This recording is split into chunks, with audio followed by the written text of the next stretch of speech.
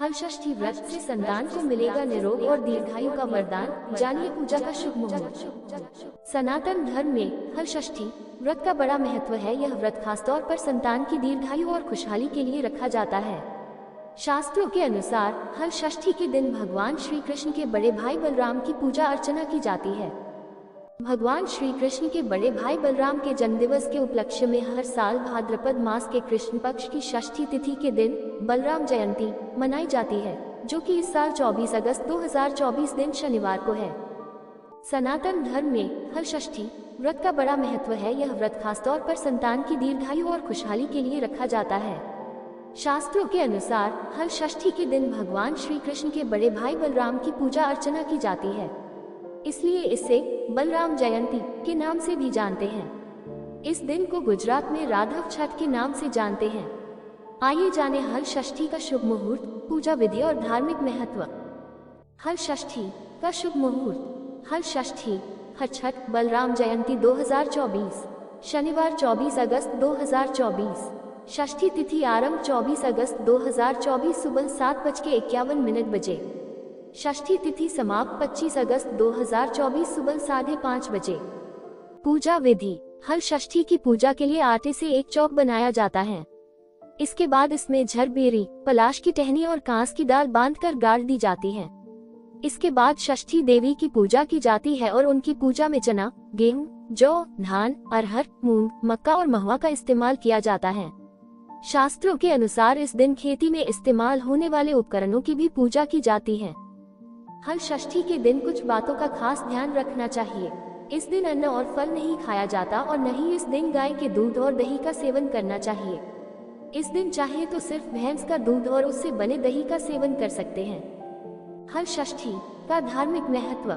सनातन धर्म में हल षष्ठी व्रत का बड़ा महत्व है। यह व्रत खासतौर पर संतान की दीर्घायु और खुशहाली के लिए रखा जाता है। देश के अलग अलग हिस्सों में हल षष्ठी को अलग अलग नामों से जाना जाता है। इसे ललही छठ, हर छठ, हल छठ, पीनी छठ या खमर छठ भी कहा जाता है। बलराम जी का मुख्य शस्त्र हल और मूसल है, इसलिए उन्हें हलधर भी कहा जाता है। उन्हीं के नाम पर इस पावन पर्व का नाम हल षष्ठी पड़ा है। धार्मिक मान्यताओं के अनुसार हल छठ या हल षष्ठी का व्रत संतान की लंबी आयु और सुखमय जीवन के लिए रखा जाता है। इस दिन महिलाएं निर्जला व्रत रखती है और हल की पूजा के साथ बलराम की पूजा करती है।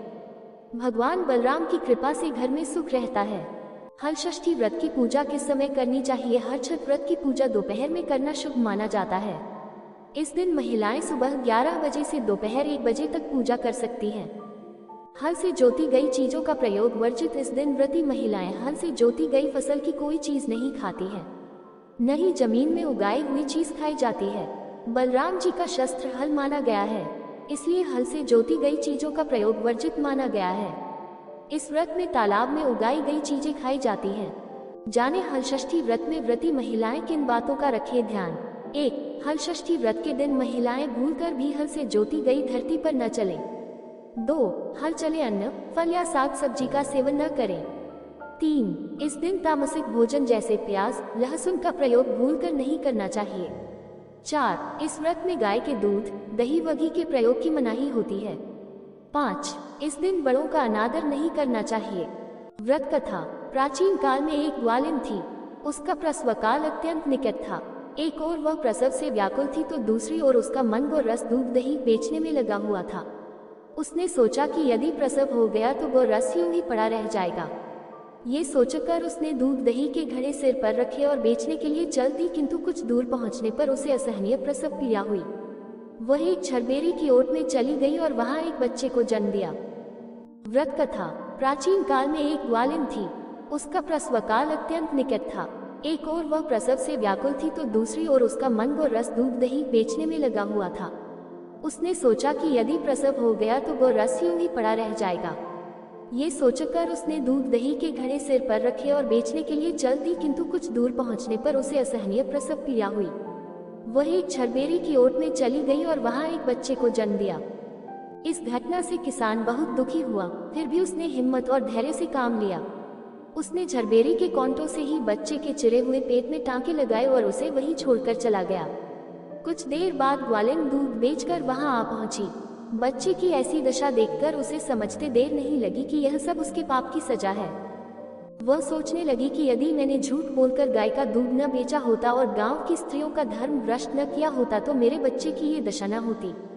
अतः मुझे लौटकर सब बातें गांव वालों को बताकर प्रायश्चित करना चाहिए। ऐसा निश्चय कर वह उस गांव में पहुंची जहां उसने दूध दही बेचा था। वह गली गली घूमकर अपनी करतूत और उसके फलस्वरूप मिले दंड का बखान करने लगी।